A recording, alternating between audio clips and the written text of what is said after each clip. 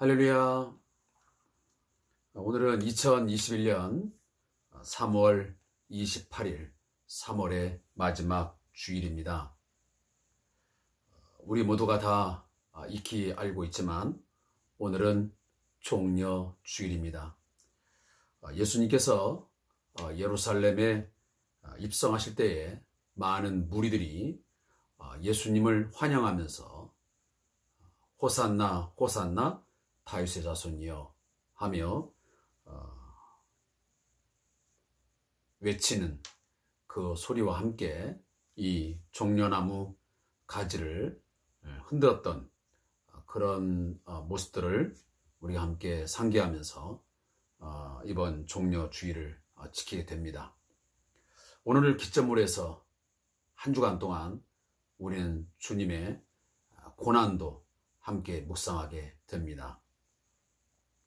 이 고난 주간이 한낱 우리에게 그저 똑같은 한 주간으로 보내지 말고 특별한 시간을 우리가 정하여서 함께 기도하고 말씀을 묵상하는 시간이 되었으면 좋겠습니다.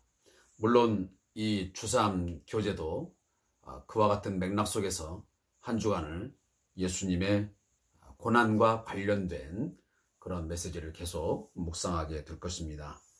아무튼 성도님들, 예수님의 고난받으심이 우리의 삶의 고난에 어떤 의미를 부여하는지 다시 한번 깊이 묵상하여 우리의 신앙생활에 큰 유익이 되고 힘이 되는 그런 한 주가 되었으면 좋겠습니다. 주삼규제 121페이지부터 우리 함께 좀 같이 보도록 하겠습니다. 우리가 토요일, 일요일, 오늘 주일 끝까지 함께 우리가 묵상하기 때문에 그와 같은 페이지를 제가 여러분에게 말씀을 드렸습니다. 먼저 찬송가 461장 십자가를 질 수 있나? 라고 하는 찬양을 함께 드리겠습니다. 우리가 한 주간 동안 십자가의 의미를 다시 한번 되새길 텐데 오늘 이 찬양을 통해서 우리 함께 마음을 모으시기를 바랍니다.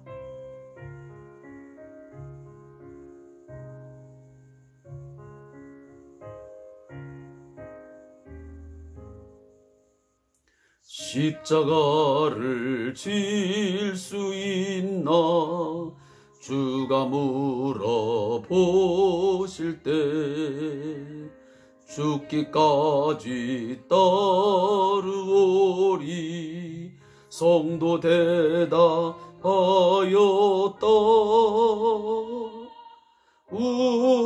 우리의 심령 주의 것이니 주님의 형상 만드소서. 주 인도 따라 살아갈 동안 사랑과 충성을 바치오리다. 너는 기억하고 있나 구원받은 강도를 그가 회개하였을 때 낙원어라 받았다. 우리의 심령 주의 것이니 주님의 형상 만드소서. 주 인도 따라 살아갈 동안 사랑과 충성 늘 바치오리. 소리 좀 올려주세요.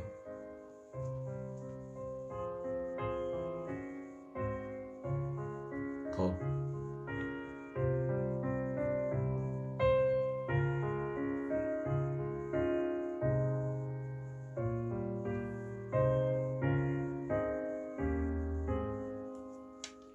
걱정 근심 모든 군을 너를 둘러 덮을 때 주께 내 영 맡기겠나 최우승이 믿으며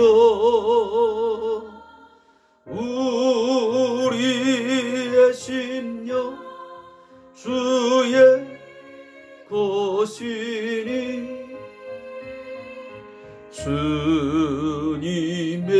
역사 만드소서 주 인도 따라 살아갈 동안 사랑과 충성 늘 바치오리다. 이런 일 다 할 수 있나 주가 물어보실 때 용감한 자의 물처럼 선뜻 대답하리라.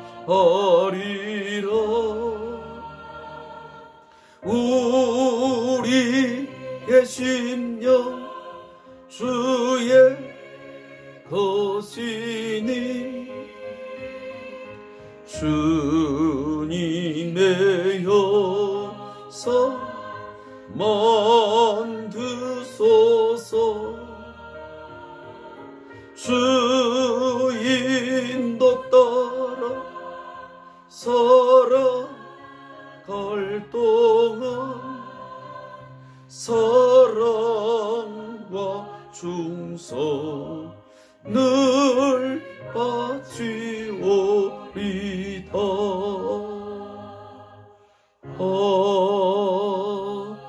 아멘.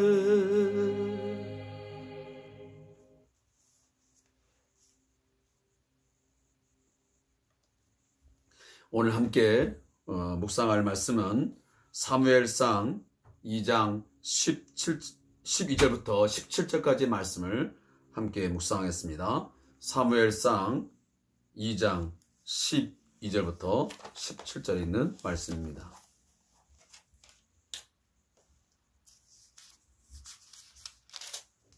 사무엘상 2장 12절부터 17절까지의 말씀입니다. 구약성경 411페이지를 함께 보시면 되겠습니다. 함께 말씀을 읽도록 하겠습니다. 엘리의 아들들은 행실이 나빠 여호와를 알지 못하더라. 그 제사장들이 백성에게 행하는 관습은 이러하니 곧 어떤 사람이 제사를 드리고 그 고기를 삶을 때에 제사장의 사환이 손에 3살 갈고리를 가지고 와서 그것으로 냄비에나 소대나 큰 소대나 가마에 찔러 넣어 갈고리에 걸려 나오는 것은 제사장이 자기 것으로 가지되 실로에서 그곳에 온 모든 이스라엘 사람에게 이같이 할 뿐 아니라 기름을 태우기 전에도 제사장의 사환이 와서 제사 드리는 사람에게 이르기를 제사장에게 구워드릴 고기를 내라. 그가 내게 삶은 고기를 원하지 아니하고 날 것을 원하신다 하다가 그 사람이 이르기를 반드시 먼저 기름을 태운 후에 내 마음에 원하는 대로 가지라 하면 그가 말하기를 아니라 지금 내게 내라. 그렇지 아니하면 내가 억지로 빼앗으리라 하였으니 이 소년들의 죄가 여호와 앞에 심히 크면 그들이 여호와의 제사를 멸시함이었더라. 아멘. 그리고 오늘 함께 묵상할 말씀을 함께 읽겠습니다. 마태복음 21장 1절부터 11절까지 말씀을 함께 읽겠습니다. 주일 것 28일 겁니다. 시작. 그들이 예루살렘에 가까이 가서 감람산 벳바게에 이르렀을 때에 예수께서 두 제자를 보내시며 이르시되 너희는 맞은편 마을로 가라. 그리하면 곧 매인 나귀와 나귀 새끼가 함께 있는 것을 보리니 풀어 내게로 끌고 오라. 만일 누가 무슨 말을 하거든 주가 쓰시겠다 하라. 그리하면 즉시 보내리라 하시니 이는 선자를 통하여 하신 말씀을 이루려 하심이라. 일러스되 시온 딸에게 이르기를 네 왕이 내게 임하나니 그는 겸손하여 나귀 곧 멍에 매는 짐승의 새끼를 탓도다 하라 하였느니라. 제장들이 가서 예수께서 명하신 대로 하여 나귀와 나귀 새끼를 끌고 와서 자기들의 겉옷을 그 위에 얹음에 예수께서 그 위에 타시니 무리의 대다수는 그들의 겉옷을 길에 펴고 다른 이들은 나뭇가지를 베어 길에 펴고 앞에서 가고 뒤에서 따르는 무리가 소리 높여 이르되 호산나 다윗 자손이여 찬송하려다 주의 이름으로 오시는 이여 가장 높은 곳에서 호산나 하더라. 예수께서 예루살렘에 들어가시니 온 성이 소동하여 이르되 이는 누구냐 하거늘 무리가 이르되 갈릴리 나사렛에서 나온 선지자 예수라 하니라. 아멘. 우리가 함께 읽은 27일 것 토요일 분량에 대한 사무엘상 2장 12절부터 17절의 말씀은 엘리 아들들의 악행이라는 제목으로 함께 묵상을 하게 됩니다. 이 본문에 대한 요약은 엘리의 아들들은 하나님 앞에 악하게 행동을 하게 됩니다. 그 제사장의 사환들은 제사를 드린 고기를 삶을 때 마음대로 고기를 가져가고 기름을 태우기 전에 생고기를 요구하다가 거절을 당하면 억지로 빼앗기도 합니다. 이처럼 그들은 여호와의 제사를 멸시함으로써 여호와께 큰 죄를 범하게 됩니다. 사랑하는 성도 여러분, 이 엘리의 아들들의 이 악행은 단순히 한 가문의 악행을 말하지 않습니다. 엘리와 그 엘리의 아들들은 그 당시에도 가장 중요한 사역을 감당하던 자들이었습니다. 제사장의 직분을 감당하던 자들이죠. 당시의 제사장은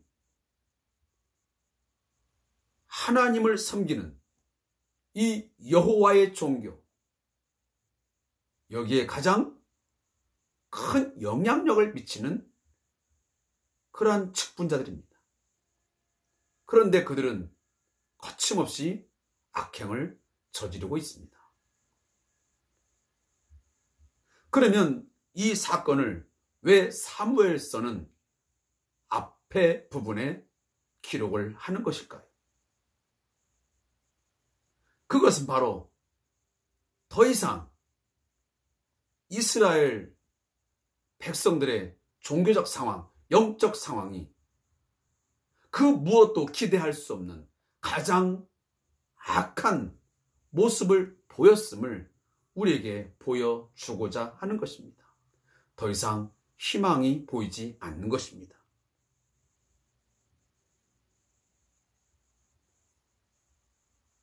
오늘 본문에 나오는 엘리의 가문도 그렇고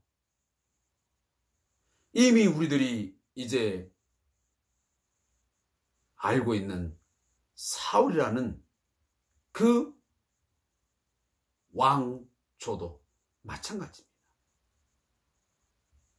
모든 것이 다 어그러지고 다 망가져버린 그런 상황이었음을 우리에게 오늘 본문은 적나라하게 오늘 고발을 하고 있는 것입니다.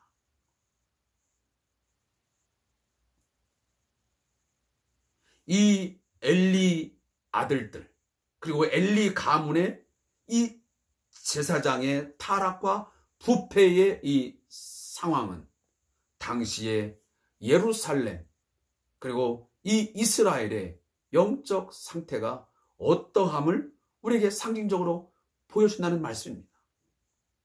그럼 어떤 상황이었습니까? 오늘 12절에 보니 엘리의 아들들은 행실이 나빠 여호와를 알지 못하더라. 그렇게 말씀을 하고 있습니다.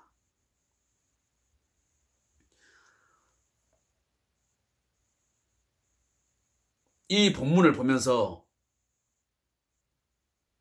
여러분들은 어떤 생각이 떠오릅니까? 여호와를 알지 못한다고 하는 이 표현은 그들이 지적으로 여호와를 알지 못한다는 말이 아닙니다. 그들은 분명 제사장의 직분을 가진 가문이었기에 어느 누구보다 성경을 잘 알고 있는 자들입니다. 하나님이 어떤 분이신지 그들은 이미 다 학습을 통해서 배움을 받은 자들입니다. 그런데 왜 오늘 성경은 여호와를 알지 못하더라라고 말씀을 기록하고 있는 것일까요? 그것은 지적으로 여호와를 알고는 있지만 문제는 그들이 참 지식, 삶으로 표현되어지는 그 지식이 없었다는 사실입니다. 머리로는 익히 알고 있지만, 지적으로는 알고 있지만 그것이 삶으로 온전하게 드러나지 못할 때에 그 지식은 죽은 것입니다. 그건 알지 못하는 것이나 다를 바 없는 것입니다.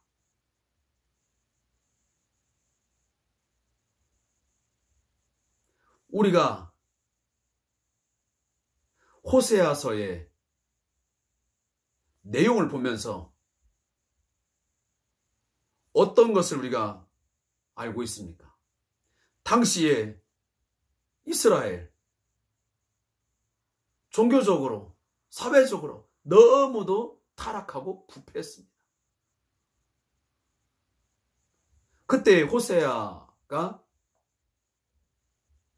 부르짖는 것이, 그 호세아서에 기록하는 것이 뭐냐면 여호와께로 돌아와라, 여호와를 알자, 여호와를 힘써 알자라고 말씀하고 있습니다. 그 말씀도 마찬가지입니다. 당시에 지식적인 하나님에 대한 알은 있지만 그것이 그들의 신앙의 생활 속에서, 삶 속에서 드러나지 못하기 때문에 여호와를 알라고, 힘써 알라고, 참 지식을 가지라고 그토록 하나님께서 권고하고 권면하고 있는 것입니다.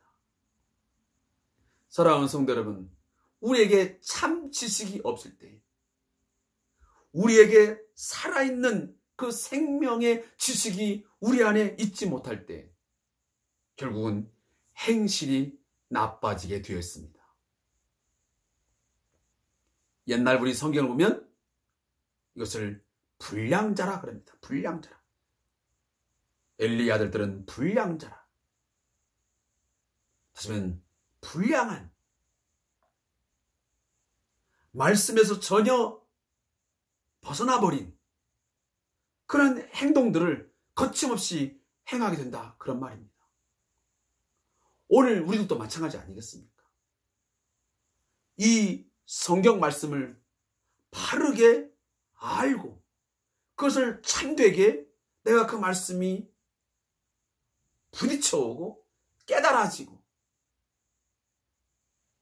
확신될 때에, 그때 비로소 하나님의 말씀대로 살아가는 참 지식이 나타나는 것입니다.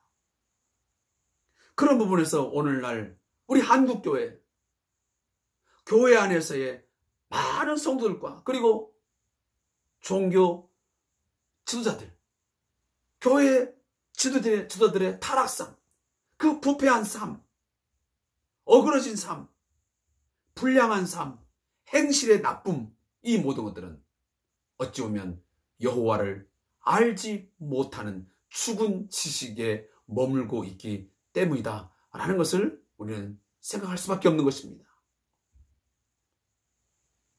따라서 우리의 삶에서 행실이 나빠지고 불량한 삶을 드러내는 것은 결국 진단해보면 뭐냐면 여호와를 바로 알지 못하기 때문입니다.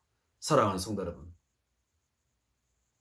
하나님의 말씀을 이 머리로만 알지 말고 지적인 것으로만 알지 말고 이 말씀을 사랑하는 성도 여러분 확신하시고 이 말씀을 붙들고 그 말씀대로 살아낼 수 있기를 바랍니다.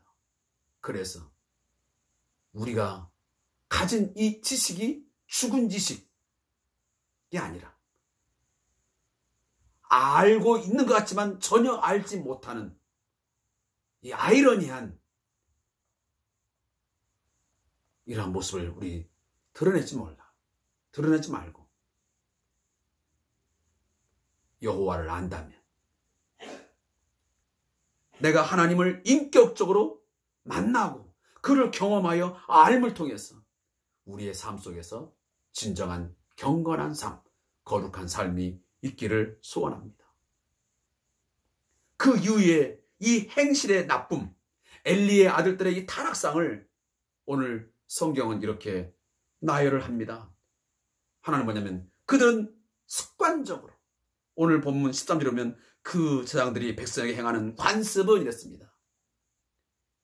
다른 말로 말하면 이들의 이 불량한 행동, 행실의 나쁜 이 행동이 우발적으로 한두 번 나온 게 아니고 매우 계획적이고 악의적이고 습관적으로 행해졌다고 하는 것을 오늘 본문을 통해서 알게 되는 것입니다. 그 관습은 얼마나 악했든지 도무지 상상할 수 없는 일이 벌어집니다. 그것은 성도들이 당시에 하나님의 백성들이 여호와 앞에 제사를 드리려 나오게 되면 그 기름을 태우고 나서 먼저 기름을 태우고 나서 나머지 고기를 삶아가지고 이제 제사장 몫을 주기도 하고 그리고 그 제물을 바친 자에게 주도록 되어 있습니다. 그런데 이러한 규례를, 이러한 규칙을, 이러한 규범을 다 깨뜨려버리고 제사장의 종들이, 그 사환들이 와가지고 손에 갈고리를 가지고 와가지고 냄비든 소치든 큰 소치든 가마에 찔러 넣어가지고 휘휘 저어서 고기가 걸리면 그 고기를 가져다가 자신들이 먹고 배부르는 그런 엄청난 여호와의 제사를 멸시하는 그런 행위들을 저질렀던 것입니다. 이것이 한두 번도 아니고 습관적으로 매우 악의적이게 반복되었던 것입니다.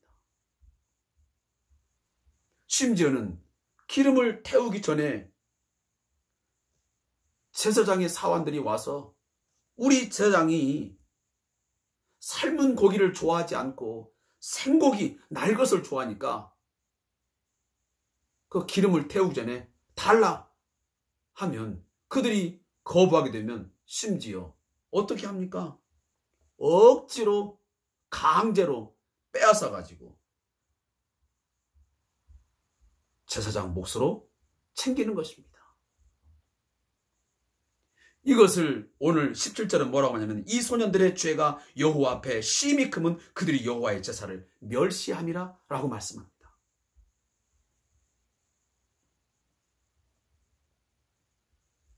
제사를 멸시하는 것은 곧 하나님을 멸시하는 것입니다. 사랑하는 성도 여러분, 우리가 장차 보겠지만 이처럼 엘리와 그 엘리 아들들의 이 교만함, 이 악행, 하나님에 대한 불순종, 이것은 결국은 그 가문이 망하게 되고 결국은 그 제사장 직분마저 빼앗기게 되고 폐하해지는 엄청난 결과를 낳게 됩니다. 그리고 오히려 하나님의 말씀에 순종하고 여호와를 온전히 섬기는 사무엘이 그 자리를 대신하게 되는 것이지요. 이 본문을 통해서 우리는 분명 하나를 깨달아야 됩니다. 교만한 자, 악행을 저지르는 자, 여호와를 멸시하는 자, 하나님의 제사를 멸시하는 자는 반드시 하나님은 심판하시고 그 자리를 빼앗으시며 패하신다는 사실입니다. 그러나 겸손하며 여호와를 온전히 섬기는 자에게는 그 자리를 대신하게 하고 하나님이 높여주신다는 사실입니다. 이 말씀을 잘 묵상하시고 사랑하는 성도 여러분, 하나님 앞에서 행실의 나쁨, 악행, 불량한 삶 살지 않기를 바랍니다.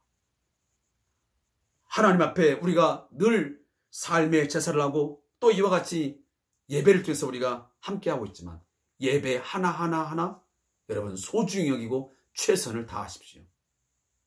내 마음대로 내 멋대로 예배하지 마십시오. 예배를 멸시하는 것은, 예배를 함부로 하는 것은 결국은 하나님을 무시하는 것이요 하나님을 멸시하는 것입니다. 거기에 대해서는 반드시 하나님은 거기에 대한 대가를 지불하게 하십니다. 그러나 겸손하며 여호와를 높이며 예배하는 자에게는 높여주시고 그를 귀히 여겨 주심이 있다는 사실을 꼭 여러분 기억하시기를 바라겠습니다. 그리고 오늘 함께 읽은 마태복음 21장 1절부터 11절까지 말씀은 제목은 겸손한 왕 예수라는 제목입니다. 이 말씀에 대한 요약은 예수님은 유대인의 3대 절기 중의 하나인 유월절 행사에 참여하기 위해 예루살렘으로 올라가게 됩니다.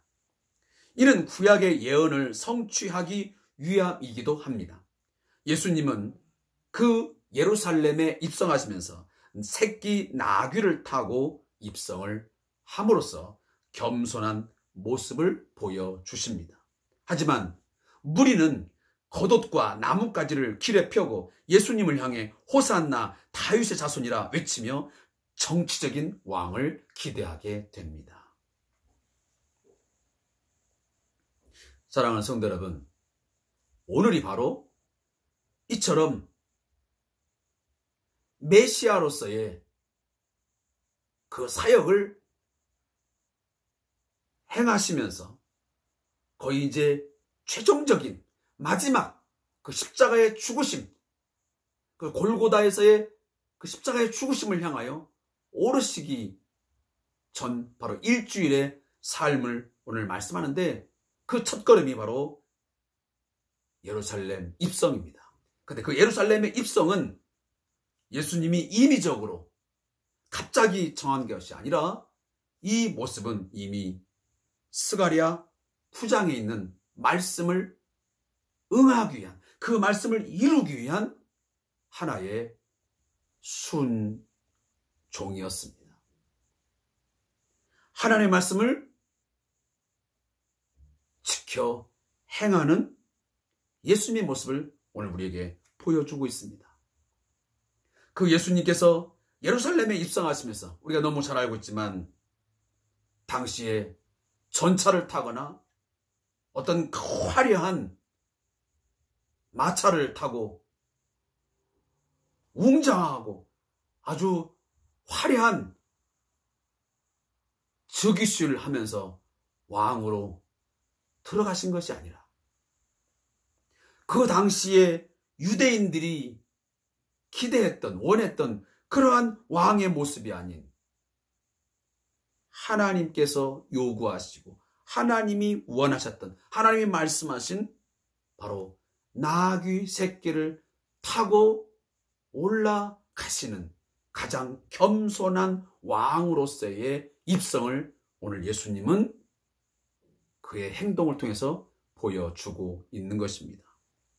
예수님은 철저하게 하나님의 뜻에, 하나님의 말씀에 전적으로 순종하는 삶을 사셨습니다. 그의 말씀에 선포할지, 그의 모든 행동 하나하나 모든 것들이 말씀을 근거로 해서 움직이셨고, 말씀에 따라서 그는 삶의 발자국을 한 걸음 한 걸음 내딛었던 것을 우리는 성경을 통해서 보게 되는 것입니다. 이 말씀을 보면서 우리는 어떤 생각을 갖게 됩니까? 우리의 삶은 무엇을 기준하여, 무엇을 근거로 하여 움직여지고 하루하루의 삶을 살아가고 있습니까? 우리가 아침에 눈을 뜨면 침상에 일어나서 우리의 발걸음을 띄게 되는데, 우리의 직장을 향해서, 때로는 사업장을 향해서, 또 어떤 약속 때문에 나름대로의 인간관계 속에서 만남을 갖기 위해서 가기는 가는데, 그 모든 과정 하나들이 여러분 어떤 마음으로 움직여지고 있냐 하는 것입니다. 그 모든 우리의 삶의 가장 중심에 말씀이 자리 잡을 수 있기를 바랍니다.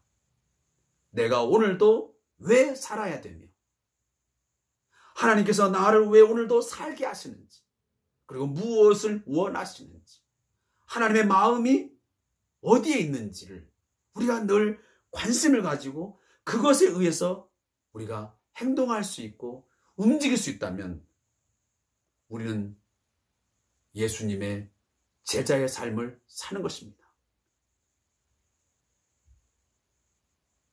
예수님의 제자는 선생이신 예수의 삶과 인격을 온전히 닮아가는 것입니다. 본받는 것입니다. 그것이 최고의 제자 아니겠습니까?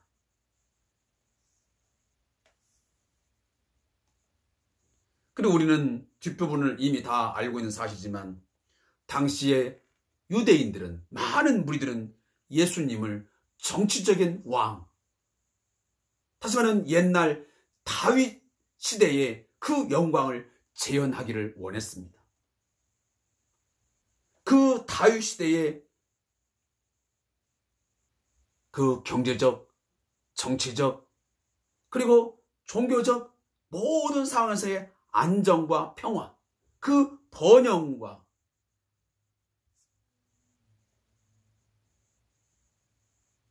그 행복한 삶을 그들은 꿈꾸었던 것입니다.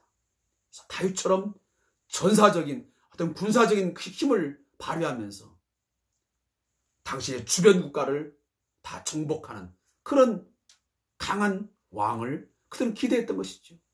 당시에 로마가 이 이스라엘을 압제하고 있는 상황이기 때문에 그 로마를 정복하고 새로운 예수님이 그 다윗처럼 다윗의 자손으로 오셨기 때문에 그 다윗의 자손으로서 새로운 왕권을 가지고 이 나라를 다스리기를 원하셨던 것입니다.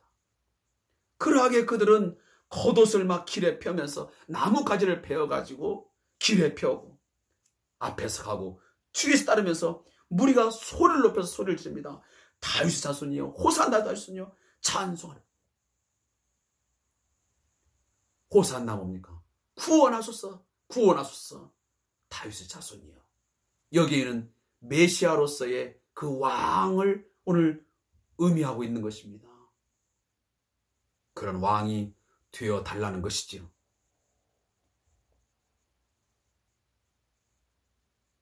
그러나 예수님은 그들의 기대에 전혀 부응하지 않았습니다. 그들의 기대에 굴복하지 않았습니다. 그는 물론 왕이십니다. 그는 진정한 왕이십니다. 그 당시에 로마의 황제가 왕이 아니고 진정한 왕은 예수 그리스도심에 틀림이 없습니다. 그러나 그의 왕되심은 겸손한 왕이었습니다. 우리를 섬기러 오신 왕이었습니다. 그가 먼저 자신의 그 죽임당하심, 십자가에 내어주심, 자기의 목숨을 많은 사람의 대속물로 내어주시는 그 섬김을 통해서 그는 진정한 우리의 왕으로 함께 하셨던 것입니다. 사랑하는 성도 여러분, 우리는 이런 모습을 보면서 예수님의 이 낮아지심, 예수님의 이 겸손을 우리는 신앙생활 속에 반드시 배워야 한다며 따라야 됩니다. 많은 사람들은 지금도 과거에 예수님의 새 제자처럼, 예수님의 제자처럼 누가 크냐, 누가 크냐, 나는 좌편에, 나는 우편에 앉게 해달라고 하는 그런 뭔가 상상을 하면서 우리는 예수를 믿고 있지는 않습니까? 그것보다는 우리가 먼저 예수님의 이 겸손함, 섬김의 리더십을 잘 배우면서 우리는 높아지려 하기보다는 낮아지고 남을 섬기려 하고, 때로는 자기의 생명을 내어놓기까지 하면서 우리가 내 이웃을, 내 형제를, 내 자매를, 또 교회 공동체를 섬기고자 하는 그런 마음들이 우리에게 있어지기를 간절히 소망합니다. 제가 저자의 묵상을 읽고 오늘 말씀을 맺겠습니다. 예수님이 6월절을 맞아 예루살렘에 입성하실 때 두 가지 모습이 드러난다. 하나는 예수님이 말이나 마차가 아닌 어린 새끼 나귀를 타고 들어오시는 장면이다. 이 모습은 예수님이 대단한 분으로 보이는 것과는 거리가 멀다. 오히려 초라하고 어색해 보이는 장면이 아닐 수 없다. 성경은 이 장면을 통해 메시아의 겸손한 성품을 상징적으로 보여준다. 예수님은 겸손한 왕으로 예루살렘에 입성하신 것이다. 또 하나의 장면은 대다수의 무리가 예수님의 왕됨에 집중하는 장면이다. 자신들의 겉옷과 나뭇가지를 길에 펴는 행위를 함으로써 예수님을 힘과 권력을 가진 능력의 메시아로 기대하는 것이다. 예수님은 이 두 가지 면을 모두 가지고 이 땅에 오신 분이시다. 오늘 본문은 예수님이 하나님을 대적하여 높아진 세상의 모든 세력을 파하기 위한 권세를 가지고 이 땅에 오셨으면서도 그 일을 낮아지신 겸손의 방식으로 성취하시는 분임을 보여주신다. 예수님은 왕이시다. 겸손한 왕이시다. 하물며 그의 백성인 우리가 어떤 삶의 태도를 가져야 할 것인가는 너무 분명하다. 무릎 기도입니다. 하나님, 예수님을 이 땅에 왕으로 보내주셔서 감사합니다. 겸손한 왕으로 오셔서 섬기고 낮아지시며 우리를 위해서 죽으신 주님을 찬양합니다.